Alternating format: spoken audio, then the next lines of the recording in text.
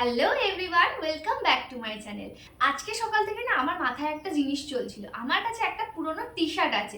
টি শার্টটা না অনেকদিন পরা হয় না, কারণ ওই টি শার্টটা পুরো এক কালারের, আমি গিফট পেয়েছিলাম। তো সেই টি শার্টটায় আজকে ভাবছি আমি পেইন্টিং করব। কিভাবে আমি পেইন্টিংটা করি সমস্তটা আমি তোমাদের সাথে আজকে শেয়ার করব। এই যে এই টি শার্টটায় আজকে আমি পেইন্টিং করব। পুরনো হয়ে গিয়েছে, পরা হচ্ছে না, কিন্তু তাও দেখি যদি পেইন্টিংটা ভালো হয় তাহলে একটা নতুন টি শার্ট কিনে সেম পেইন্টিং আবারও করবো। I am so excited guys. আজকের এই টি শার্টটা পেইন্টিং করার জন্য কি কি মেটেরিয়ালস আমি ইউজ করছি সেটা দেখিয়ে দেই। তো অ্যাক্রিলিক কালার্স, অনেকগুলো কালার্স আমার কাছে আছে, লাইক এতগুলো, আরও আছে অনেকগুলো। এই টি শার্টটা আমি না মাল্টি কালারের উপর ট্রাই করবো একটু। তো বৃষ্টিতে ভিজতে ভিজতে যে জবা ফুলের পাতাগুলো আমি তুলে এনেছি, এইগুলোই আমি পেইন্টিংয়ে ইউজ করব। সব থেকে মেন জিনিস আমার এইটা, কোনোদিনও আমি করিনি, ডাইরেক্ট আমি টি শার্টের উপর ট্রাই করছি। লাগবে জল, জল তো রয়েছে, আর একটা তুলি, ব্যাস আর কিছু লাগবে না। তো চলো স্টার্ট করা যাক। পেইন্টিংটা স্টার্ট করার আগে টি শার্টের ভেতরে একটা বই দিয়ে নিলাম, যাতে এই পাশের পেইন্টিংয়ের ছাপটা ওই পিঠে না লেগে যায়। আর ভালো করে টান টান করে নিতে হবে, একদম যেন প্রপার কোনো জায়গায় কুচকিয়ে না থাকে। কুচকে থাকলে তখন আবার পরে সমস্যা হবে। তো বই যেরকম শেপের, বইয়ের শেপেরই আমি করব মাঝখানটা। তো আমি কি করলাম, আমার কাছে এই যে সেলু টেপটা ছিল, এই সেলু টেপটা দিয়ে চারদিকটা একটু বর্ডার করে নিলাম, যাতে আমার কোনো কালার বাইরের দিকে না চলে যায়, একটা প্রপার শেপে আসে। কিন্তু তাও একটু না বাঁ দিক চেপে সরে গিয়েছিল। তো এবার আমি ইউজুয়ালি পাতাগুলোতে কালার করছি, আর একটা একটা করে পাতা নিচ্ছি। পাশে ডোরেমন চলছে, কিছু মনে করো না, আমি কিছু কাজ করার সময় কোনো ভিডিও বা গান না শুনে কাজ করতে পারি না। প্রথম পাতাটা আমি রেড কালারের ইউজ করেছি, আর দেখো ছাপ দিতে গিয়ে পাতাটা উড়ে যাচ্ছিলো আরেকটু হলে হাওয়ায়। তোমাদেরকে একটা ইনফরমেশন দিয়ে রাখি যে যখন তোমরা এই পাতাটার ছাপ দেবে, যদি কোনোদিনও তোমরা আমার ভিডিওটা দেখে ইন্সপায়ার হয়ে নিজেরা করার চেষ্টা করো, তাহলে অবশ্যই একটা জিনিস খেয়াল রাখবে, যে পিঠটাতে, পাতার যে পিঠটাতে বেশি শিরা উপশিরাগুলো থাকে না, তোমরা কিন্তু সেই পিঠে কালার অ্যাড করবে।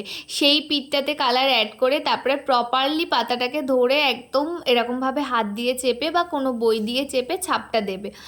আর আমার না করতে, সত্যি কথা বলতে, ভীষণ মজা লাগছিল। আমি অনেক কালার অ্যাড করে ফেলেছি, মানে মাল্টি কালার করতে করতে লাস্টে না এতটাই কালার হয়ে গিয়েছিল, হয়তো ভালো লাগছিল না। তো তারপরে নিয়ে মানে কন্ট্রোল করলাম নিজেকে, না আর আর কালার অ্যাড করা যাবে না। তো এখানে আমি ফার্স্টে রেড কালারের ছাপটা দিচ্ছি। আর আমি না এখানে অনেকগুলো শেফের পাতা নিয়েছিলাম, ছোট বড় এরকম। আর দেখো ইয়েলো কালারটা দিতে গিয়ে আমার কি অবস্থা হলো, ইয়েলো কালারটা একদম জামার ওপরে পড়লোই না, মানে কেরম একটা আবছা ছাপ চলে আসলো। এরপরে আমি চলে গেলাম একটা সবুজ কালারের, এখানে আমি হালকা সবুজ কালারটা নিয়েছি। হালকা সবুজ কালারটা দিয়ে আমার কাছে যে সব থেকে বড় সাইজের পাতা ছিল, সেই বড় সাইজের পাতাটা এখানে আমি ছাপ দিচ্ছি।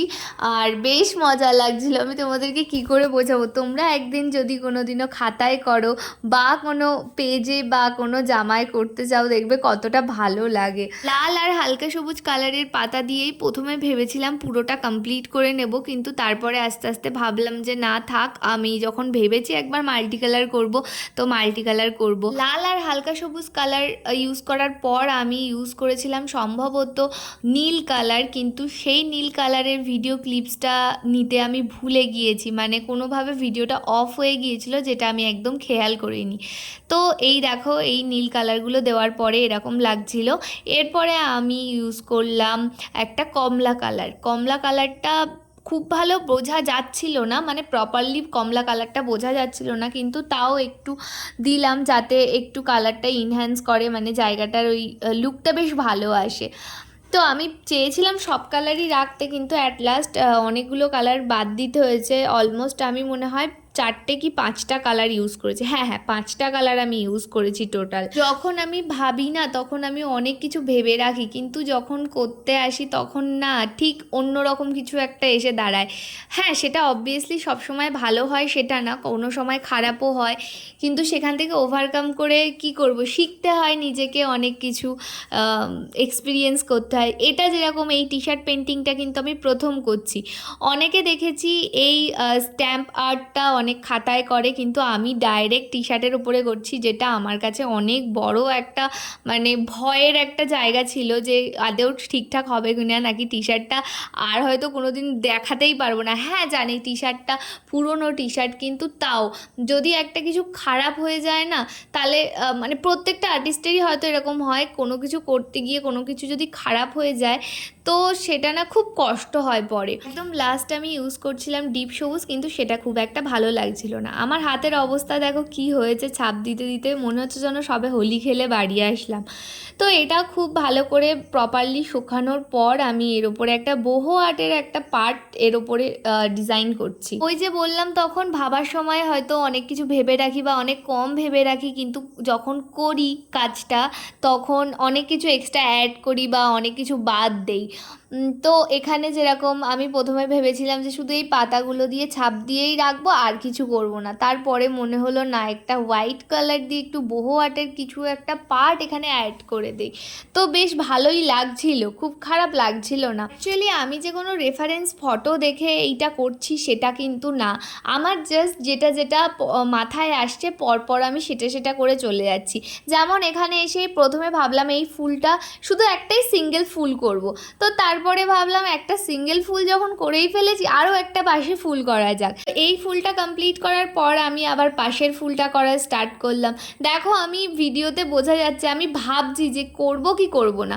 বাই দ্য ওয়ে, আমি কিন্তু আগে থেকে কোনো পেন্সিল ওয়ার্ক করে রাখিনি, আমার জাস্ট যেরকম মনে হয়েছে আমি ডাইরেক্ট তুলি দিয়েই আর রং দিয়েই শুরু করে দিয়েছি। অনেকেই আগে থেকে পেন্সিলে দাগ নিয়ে করে নেয় বা মার্ক করে নেয়, আমি কিন্তু করি না। আমি যখনই করি আমি ডাইরেক্ট করি, সেটা আমি টেবিল ক্লথ হোক, পাঞ্জাবির কাজ হোক, সবটাই আমি মানে জাস্ট হাতের আন্দাজে করি। যেহেতু প্রফেশনাল আমি আঁকা শেখাই বা আমি আর্টের সঙ্গে যুক্ত, সেহেতু আমার খুব একটা পেন্সিল দিয়ে এঁকে তারপরে করা দরকার হয় না। তোমরা যদি আমার ভিডিও থেকে ইন্সপায়ার হয়ে তোমরা যদি ট্রাই করতে যাও, তবে কিন্তু অবশ্যই পেন বা পেন্সিল দিয়ে এঁকে নিও, নাহলে যদি একবার খারাপ হয়ে যায় তুমি কোনোটাই কোনো কিছু করতে পারবে না। তো এখানে ফুল পাতা আঁকার পর আমার জন্য দেখে মনে হচ্ছিল যেন কিছু খালি খালি লাগছে। তো ওপরের দিকে একটা আমি ডিজাইন করার চেষ্টা করছিলাম। তো এক সাইডে ডিজাইন করার পর আমার মনে হলো যে না থাক, আর করব না বলে আমি এই সাইডের যে সেলুটেপগুলো মেরেছিলাম সেইটা তুলে ফেলেছিলাম। সেইটা তুলে ফেলার পর আমার আবার মনে হলো তা এক সাইডে যখন করেছি আর এক সাইডে করেই ফেলি, তো আর এক সাইডে করে নিলাম। দেখো সবাই যখন আর্ট করে, কোনো একটা আর্ট ফর্ম বা কোনো একটা আর্ট নিয়ে চিন্তা ভাবনা করে, তখন কিন্তু সে মানে নিজের যতটা ভালো লাগে ততটা করে। কোনো একটা আর্টের কাজ করতে বসলে কেউ কিন্তু তোমাকে বলে দেয়নি যে তুমি এই পর্যন্ত করে আর একদমই করতে পারবে না। দেখো ফাইনাল লুকটা আমার কেমন এসছে, তোমাদের কেমন লাগে বলো। আমি আমার নিজের হাতে পেন্টিং করে জামাটা পরে চলে এসেছি। আমার রিয়াকশনটা হলো ও ওয়াও, এটা তো আমি এখন সব জায়গায় পরে যেতে পারবো। তো তোমরা কিন্তু অবশ্যই কমেন্টে জানিও তোমাদের এই জামাটা কেমন লাগলো, আর এই ভিডিওটা যদি তোমাদের ভালো লেগে থাকে অবশ্যই আমার চ্যানেলটাকে সাবস্ক্রাইব করে যাবে। আরো অনেক ইন্টারেস্টিং ভিডিও তোমাদের সাথে শেয়ার করব। টাটা।